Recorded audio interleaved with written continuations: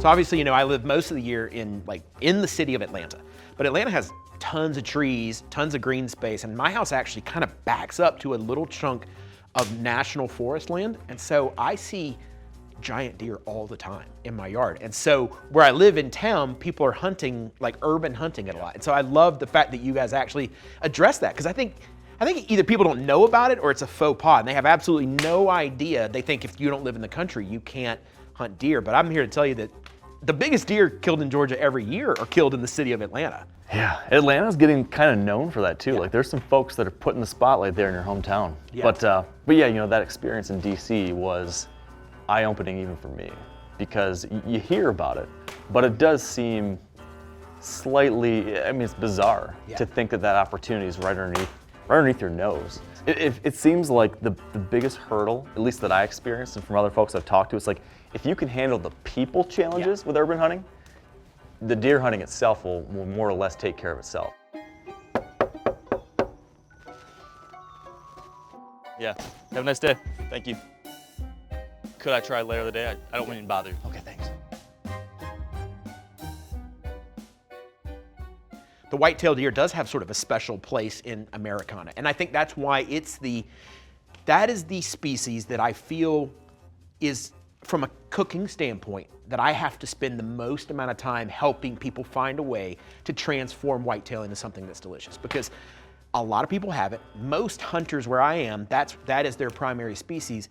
And although they are killing these animals yearly and they have a lifetime of experience, they still only know how to make 3 or 4 things. Yeah. And that for me is why the dish that I want to show you today, I think is something that is really fun, because it deals with a cut that I know every whitetail hunter has, which is a bunch of ground deer meat. Yep. And so it doesn't have to be chili. There are other things we can make, and I think you're really going to enjoy this one. Yeah, I'm excited too, because you're right. We've all got a lot of burger. Yeah. It's sitting in the freezer, and we're making hamburgers, chili, or maybe like pasta meat sauce. Taco, that's it. Taco meat, yeah, crunchy hard shell tacos. Exactly. So it's going to be nice to diversify the menu at the Kenyon household with this recipe. Well, I have a special one for you. Just heads up, I'm not taking it easy on you. This isn't the easiest dish you will learn to make, but I think that the finished product will speak for itself. I'm excited. All right, let's go make it. Let's do it.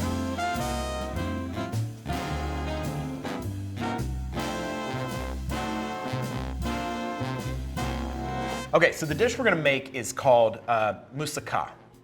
And I think most Americans say Moussaka. That's what I thought. Yeah, it's so one is Moussaka is the Greek, you know, the emphasis on the last word, whatever. It's the same dish. Okay.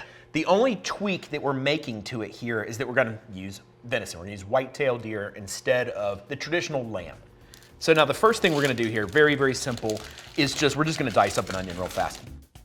The thing that's a little bit strange about this dish is that we're not gonna be uber focused on getting a lot of color in the meat, which is kind of, you know, maybe a little bit unexpected for people. I think they usually think that's gonna be where we focus, and that's not the case here, because where we're really gonna focus is in allowing the spices that are in this dish to brown. And so those spices are kind of all in front of us here. We have a bunch of cinnamon.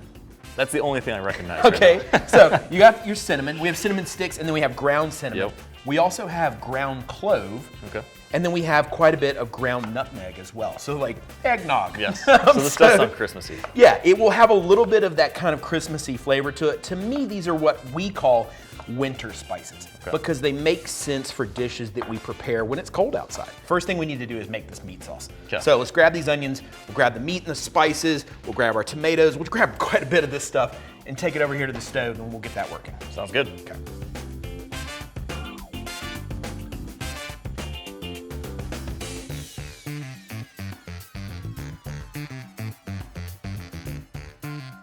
Okay, so this is just loads of olive oil. This is probably 3-4 tablespoons of olive oil, really just enough to cover the bottom of this like fully. I don't care about getting color on this just yet.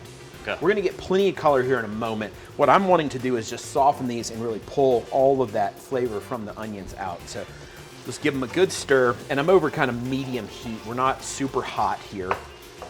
And just let these start to cook down alongside these spices. And so clove, about 1/4 teaspoon. It's not a lot of it. And then cinnamon. It is a very prevalent flavor in this dish.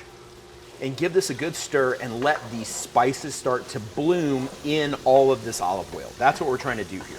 Get a good whiff of that because it's just, it already smells amazing, you know? And that does smell good. now that they have gotten a little bit of color to it, we're gonna add this meat. With something like ground burger that so many, you know, whitetail hunters are using in the kitchen, Right. Are there any, this is a little off topic, but is there anything that you see frequently done the wrong way when it comes to using ground venison? Yes, and so I would tell people that when you're working with pre-ground meat, you gotta be careful not to manipulate it too much. Now, there's a difference when you're doing something like this, where we are literally breaking it into pieces. But if you're trying to make burgers, man, I slice the frozen chunks, tube. like the frozen tube, Yep. into patties, peel the outside off, let them defrost like that, and then season them and put them on the grill, and don't like keep mixing. And so now is when we start to build that color. And so we're gonna add our tomato paste to it. And this is, I don't know, it's about 1/4 cup of tomato paste, give or take.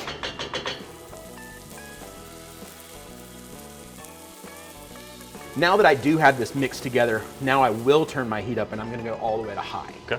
And so now we're just gonna watch it. We're gonna kind of leave it alone for a minute here and let that oil, all that oil in it, kind of come back out and let it start frying. And that's what's gonna build that depth of flavor. And if we skip this step, unfortunately, our sauce will just kind of taste flat, kind of taste bland.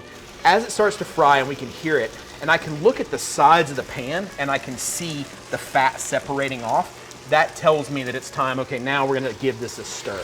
And we're gonna start. And we know that we're doing what we're supposed to because rather than this being kind of that gray blob that it was, it's starting to develop this brick red color. This is what we're looking for. There's no more liquid left in the bottom of the pan, and that's important. We wanted all of that to dry up so that we were really getting these sugars nice and caramelized. Speaking of, we're actually gonna add a little bit of sugar here. The sauce is a little on the sweet side, slightly. These are cinnamon sticks, so we already have ground cinnamon in here, but it's a slightly different flavor. And then a bunch of bay leaves, so about 6 bay leaves in here. And then finally, the liquid for the sauce, whole peeled tomatoes, juice and everything is gonna go in here.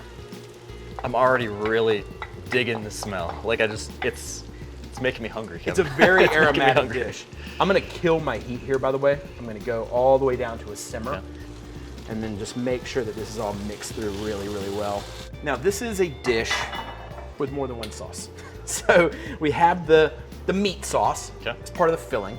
And then the topping of this is a bechamel sauce, basically. So a milk-based or a cream sauce. And that's gonna bring additional fat to it. It's also gonna make for this like really beautifully bubbly, golden brown topping, and it's just absolutely lovely. So we gotta make that too. Okay. If you would, please, the ingredients are over by you. Hand me the butter. There you are. So this starts by doing something called making a roux. And so I'm on medium heat here, and this is a full stick of butter. So which is 8 tablespoons of butter. And we're gonna let this melt in the pot. And then we're gonna add to it the flour that's sitting over there. So look, this is way thicker than a normal roux. So don't commit this to memory per se, maybe just for this recipe. Normal roux should have the consistency of wet sand. We're making something that is exponentially thicker, and so this is dry, crumbly, almost like we're making a dough or something like that. that's It's got exactly what a I thought. mealiness to it. And now hand me that milk right there. All right. And this is 32 ounces of milk. And now we're just gonna start mixing. And we're not gonna stop. I mean, we're gonna stop eventually, but we're not gonna stop until this is thickened. Now is also a good time before it gets super thick to add a pinch of salt to it.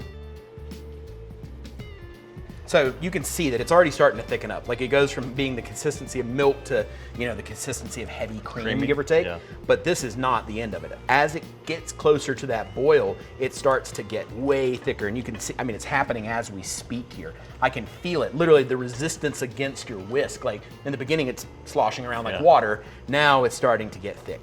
And this is when we really have to be diligent to make sure that we're whisking it constantly. Because look, now all of a sudden, we're at this consistency, and it's just gonna keep going. It's cool to see these changes happen, you know, in real time. And if we're not whisking this whole time, you will end up with something that is a brick. Now look at how fast that has turned to this. This is when we want to add our nutmeg to it. Okay. When we do that though, let's make sure that now we have our heat as low as we can possibly go because we do not want to burn this. We probably need to transition back over here and slice some eggplant, slice some potatoes. We got just a little bit more prep to do, and then it's gonna be all about assembly and popping it in the oven. All right, so we made basically the sauces to it. There's a couple other components here. We have potatoes and we have eggplant. Eggplant is kind of the root of the moussaka. Like this is the non-negotiable ingredient that sort of, to a degree, makes it what it is.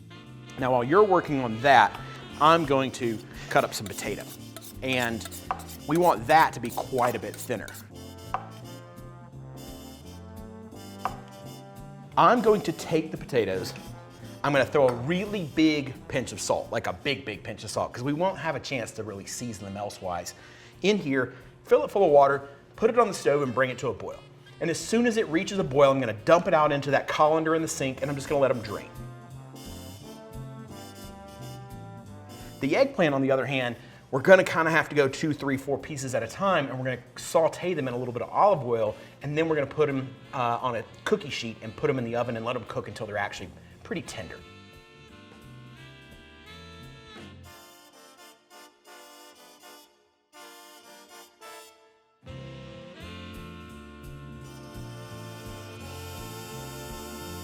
We have our potatoes in the colander just sort of sitting there. We'll pull those out in a second. I need to add some egg yolks to this bechamel. That's what's going to allow it to get that really beautiful browning. You get to go on a scavenger hunt. Oh, all right. You get to take a spoon. We have 4 cinnamon sticks and 6 bay leaves, and you have to find them and take them out because we definitely don't want to eat those. That's so you right work up my on alley. that while I knock out these eggs. When you talk to a new hunter about how to spot deer out in the wild, the trick is not looking for a fully formed deer.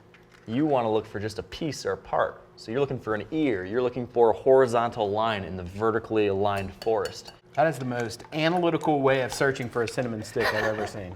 I would just go in there full tilt, guns a-blazing, stirring this thing like it was my job until I found them.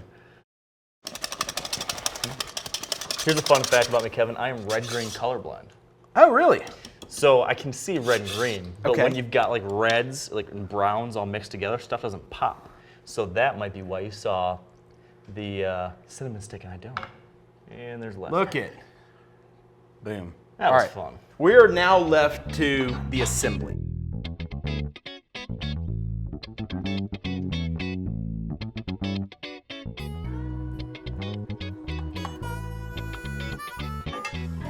I just love the smell of this. It is a very, very aromatic dish. There's loads of spices and stuff.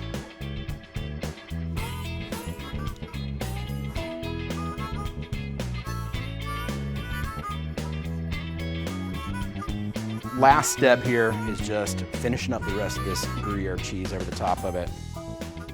So this is gonna go in. We already have our oven on because we cooked our eggplant, 350 degrees, and it's gonna bake for, probably about 40 minutes. We're looking for this top to be really beautiful and golden brown, and hopefully to see just sort of a ring of bubbly around the outside of it. And then it comes out, and we do our best. We'll do something. We'll go read a book or go for a walk. We'll do something to remain patient before we get a scoop of it and give it a shot. So Awesome.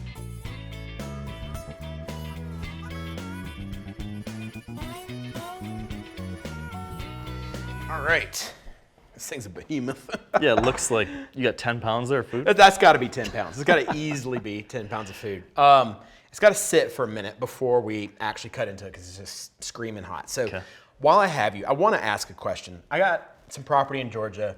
I've had it for years. I know we have good deer on it, but we're also largely hunting out of fixed place blinds. Yeah. And I don't always think they're in the right place. So can you give me just a couple, 2, 3 pointers as far as how to choose the location? Like, how do you really pick a location for a blind?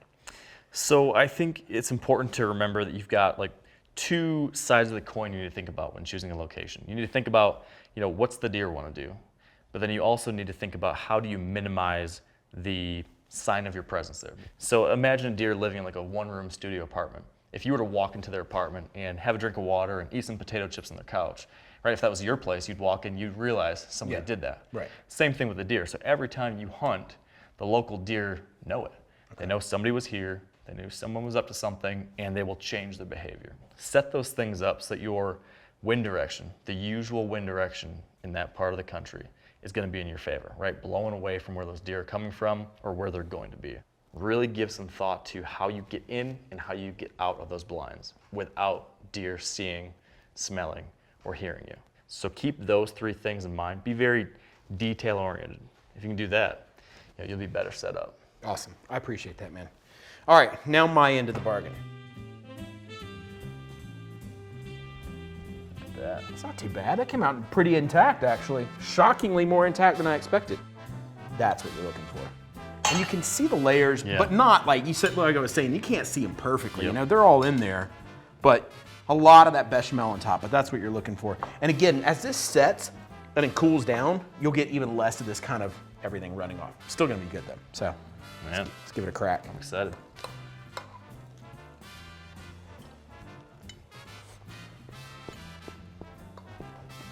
Yeah, you're definitely gonna want to blow on it. Hot. Yeah, it's only about 6,000 degrees on the inside. It's so different. It's so good. It's delicious. Very good, but just really unique. So much of your standard everyday deer hunter cooking is with ground venison, you know? Right. And like we were talking earlier, there's those standard kind of comfort dishes. What I like about this is it's like a cousin to your standard like comfort food that you just love to eat. Like it's that shepherd's pie kind of thing, a great winter meal during hunting season. So it feels familiar, but also it's fresh, it's different. So you could bring this to the table and your hunting buddies are like, oh yeah, this is, this fits the bill, but also this is something new. I mean, if you spent all day out in the cold, a big plate of this, tucking into this when you come back is gonna set you right. This will be better in a few hours. It'll be better tomorrow than it was today, and it'll probably be better like 3 days from now than it was today. And so we put a lot of work into this. But you put a lot of work into any time you want to hunt seriously. And so to me, this just lives alongside that. Spend some time, make something nice, bring it with you, and then hopefully everything works out great. You get something, you put even extra work in cleaning and harvesting and then dressing, and you finally get back. And rather than eating some ramen noodles or something, beanie weenies, you got a beautiful home-cooked meal sitting in front of you that really I think is gonna make that day a hell of a lot better. I'd agree. I had a lot of questions for you throughout this whole process, right? Because I know so little about the culinary side of things. But I found myself not wanting to ask any questions now and just eat. Right. So you've shifted me off of my usual regimen. If you're done asking questions and you just want to eat, that means I did my job the right way. You did. So, hey, This is I appreciate impressive. it. Thanks, Kevin. Thank you, Mark. This is awesome.